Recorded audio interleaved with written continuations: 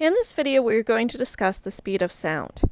Unlike the speed of light, which is a constant, the speed of sound depends upon the temperature of the material and the type of material that the sound wave is traveling through. Because remember, sound waves are compression waves.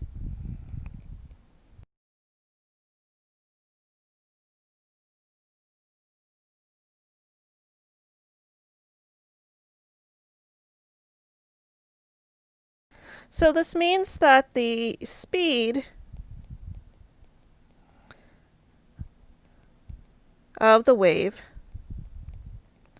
depends on how compressible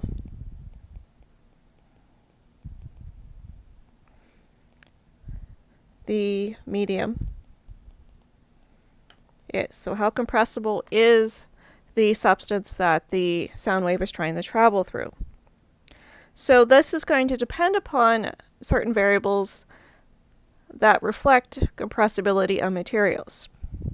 So when we talk about fluids, we're going to use the square root of the bulk modulus divided by the density of the medium. So this relationship is for fluids.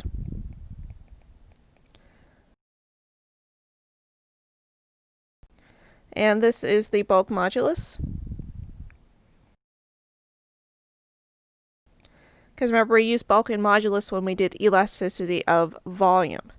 So it told you how easily the substance could be compressed into a smaller volume. So to get a change of volume.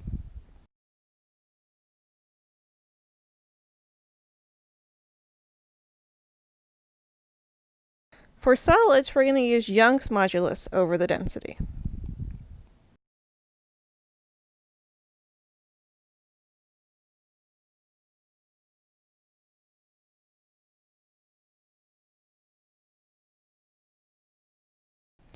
And remember, Young's modulus also told you about how easy it was to stretch or compress a material.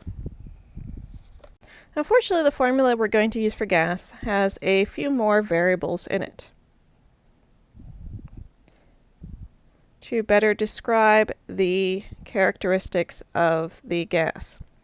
So this symbol here is called the adiabatic index,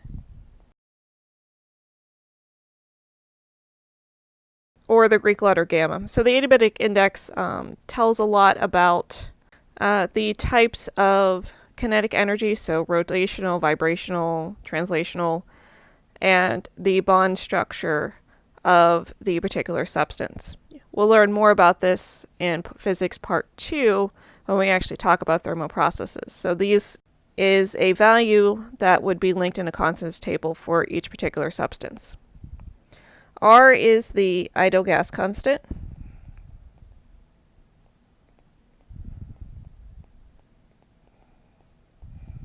So for this particular course, since we're in SI units, we're going to use 8.31 joules per mole Kelvin. T is temperature, but it must be in Kelvin. So this means you need to take your temperature in Celsius and add 273 to convert it from Celsius into Kelvin. And the capital M is the molar mass.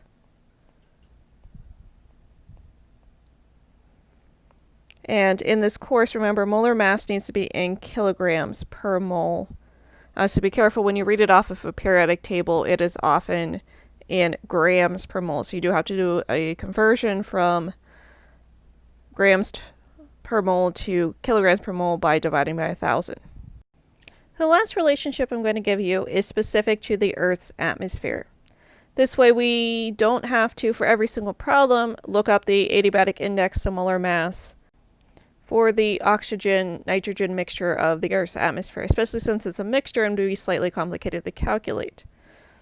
So the 331 up front encompasses the adiabatic index, the molar mass, and the ideal gas constant. The only thing we have to then plug in is the temperature of the Earth's atmosphere that we're using in that particular problem. Once again, remember, this does need to be in Kelvin. So this saves you a few steps by having some of the constants already pre-calculated, and we just have to plug in the variable that actually changes on Earth from day to day, which would be the temperature. We can even simplify this a little more by assuming at room temperature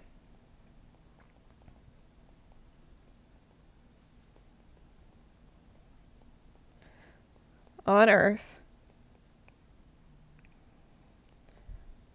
the speed of sound